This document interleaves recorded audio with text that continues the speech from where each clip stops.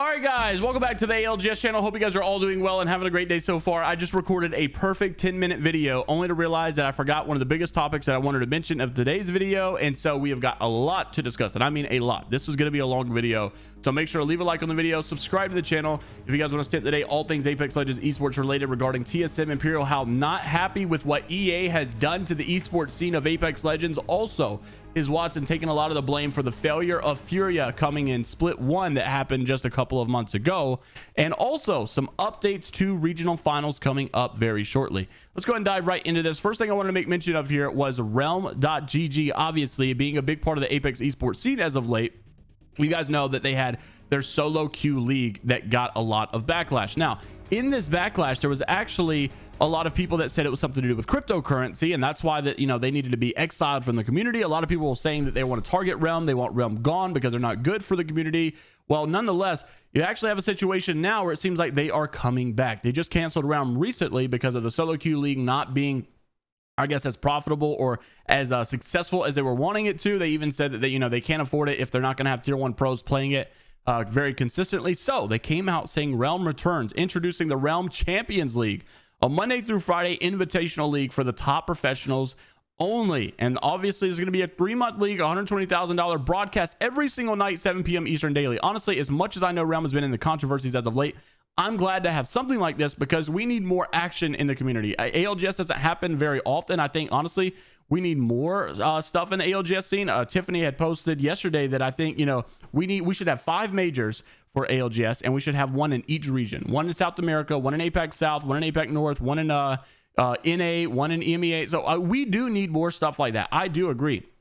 It would be nice to see more LANs overall for Apex, but the problem is having a LAN in Apex is way different than having a LAN in Valorant or Call of Duty because there's less teams that have to come and buy a ticket, and that's a lot of money to go over there. There's also so you're asking 60 people to buy a ticket versus like 48 in the Call of Duty scene, where you're asking a scene like Call of Duty that has franchise leagues, that has organizations that will guarantee pay their stuff. But Apex, being that there's so many pro teams out there, a lot of these guys don't have orgs and they can't really afford it if they qualify, and it happens very often. And just because a team qualifies doesn't guarantee that a organization is going to want to sponsor them.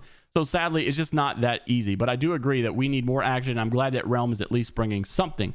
Nonetheless, there's a lot of controversy behind their name, and I think they need a new social media manager, a PR guy as well, because they're kind of ruining their own reputation. But they did say that the Champions League will be the pinnacle of our new team queue system rather than the solo queue system that they had. And after listening to our feedback, it's clear that the team-based matchmaking trumps solo-based matchmaking in competitive battle royale titles. This league will enable us to build the data pipelines that we need to offer a team queue.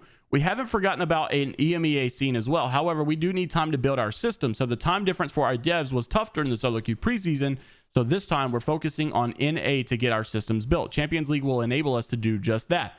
There's also much speculation from the community members, and fortunately we continued our support with EA and Respawn, and will continue to bring Apex premium content. Also, with much more on the near horizon, pro teams will be contacted in the invites very soon. Details coming soon as well. And that's when they actually posted that their invites were sent. And a lot of pros were not happy because they didn't receive one. Like your tier 2 pros, Mercy Only, you got Crummy, a lot of these guys that have been in ALGS before. But so it seems like what they're doing, they don't care about the tier 2 pros. They don't care about challenger pros or whatever. They only want the top team. They want TSM. They want NRG's free promotion. So I wonder if you're going to have big teams that are just not going to play because they don't want to be, like promoting for free just because you're throwing money at them, especially with the reputation that Realm has. So interested to see how that all crumbles apart. Also wanted to mention Lou with the Team Lanimals. I'm pretty sure that they were contesting complexity at Climatizer on World's Edge for regional finals. Not sure if I'm totally right about that, but I'm thinking that's what I saw. And now we're seeing that they're changing their POIs once again. Lou has come out and said that for regional finals, their new POIs are going to be Fragment East and North Pad, likely to be our last swap. So good luck, everyone. And speaking of contestments and stuff, we got a big contest topic in today's video, so just stay tuned towards the end. Also want to mention that the Meat Lovers have finally made their last roster changes, as roster locks are now in. Meat Lovers was forced to find a third very quickly after a last minute decision from Dark Zero to steal their third. And so now Dark Zero has dropped Rambo. Rambo will not be playing in regional finals more than likely. I'm pretty sure I saw that. I don't think he's a sub anywhere.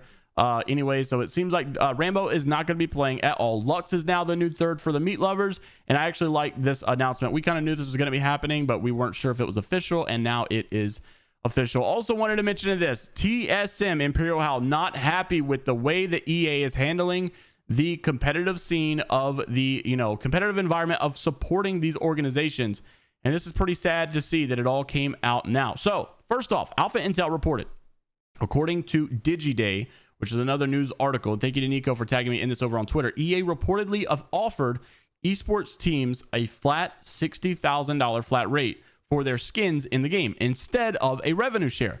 Now, to be honest, a lot of people would say, oh, like $60,000 is a lot of money, blah, blah, blah. And I'm not saying it's not. And obviously Meat Lovers, a team that doesn't have an organization backing them, I understand why to them this would be an insane deal for them. However, your organizations like TSM, FaZe, Liquid, yes, they do deserve more, and they are bringing a lot of these sales. How could push sales like crazy? To have the most popular streamer in the game push for you to buy a skin would be absolutely insane, and you are so dumb if you don't see that the 50-50 revenue share is a good idea. And here's why. Other teams are doing it as well. Riot Games has been doing it for Valorant, and they also Rainbow Six Siege has just done it as well. I'm pretty sure Call of Duty is doing it with their franchise league, which I know that's franchise, so maybe it's a little bit different. But regardless, a revenue share is not the end of the world. It's not a crazy offer or a crazy asking a price. It is a very legitimate thing that every other esport seems to be doing. And of course, EA, being money hungry, doesn't want to do it. Will EA be green with or without us? Absolutely. I agree. They don't need us. However, what EA fails to see, and this is what aggravates me so much, is I was explaining this to someone the other day. Would you rather do a flat rate and have them reject it and make a good bit of money and obviously not share it with anybody? Or would you rather offer 50-50 and have the sales skyrocket? So you're making more. The 50% that you would share is more than the 100% you would keep without them promoting it. That's what I'm trying to say. So if you have TSM, FaZe, Liquid all like just absolutely hammering this, buy the skin, support us, support us, support us, they would come to the rescue and support like crazy and buy these skins. The 50-50 revenue share would benefit EA, in my opinion, even more than having the $60,000. Well, actually, honestly, the $60,000 probably would benefit them more, but considering that nobody's going to take it, that's why they should take the revenue share anyways, because obviously the $60,000 is a ripoff to these organizations considering the treatment they are getting by other publishers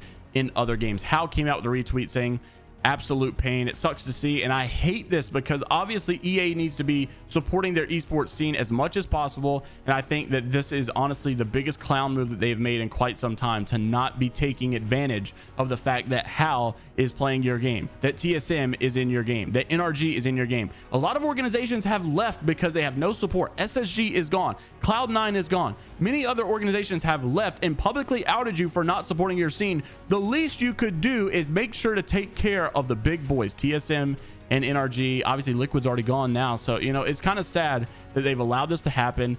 Big mistake by EA in my personal opinion. Will they still be green without us? Absolutely, but I think that they would even see bigger greens if they would do the 50-50 as well. Also wanted to mention, HisWattson comes out and blames himself for not being there for FURIA in order to make it to Split 1 playoffs. I like that he's being a good leader for his team, and we've seen him not be a part of many controversies as of late. He's doing a great job of staying in focus, staying in business, and this was what he had to say last night on the brand new Apex Experience weekly podcast with Fallout. Take a look at this clip.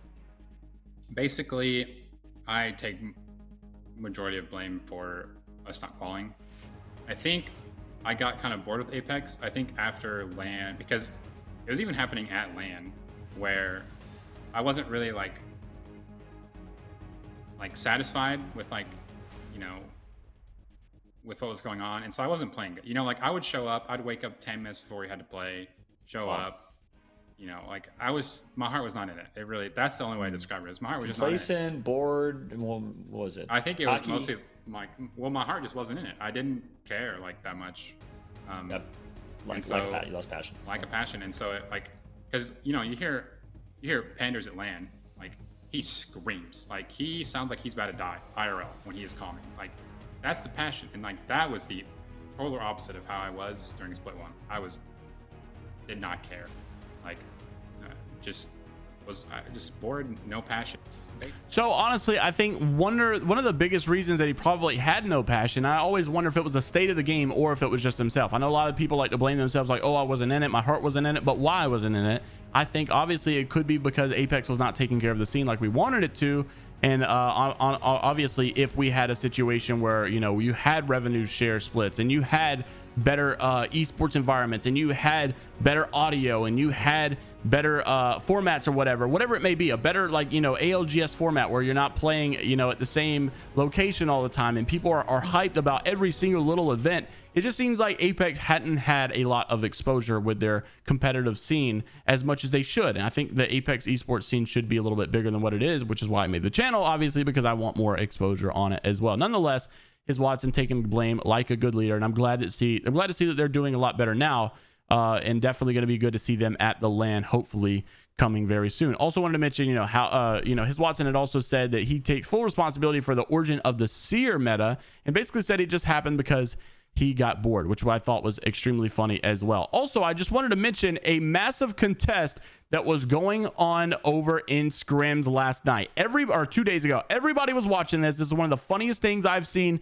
Everybody in North America scrims landed at Harvester just so they can watch CLG and Native. Now, obviously, it's not CLG anymore because CLG kind of like backed out of the whole esports scene, but we all know them as former CLG with Nano and them.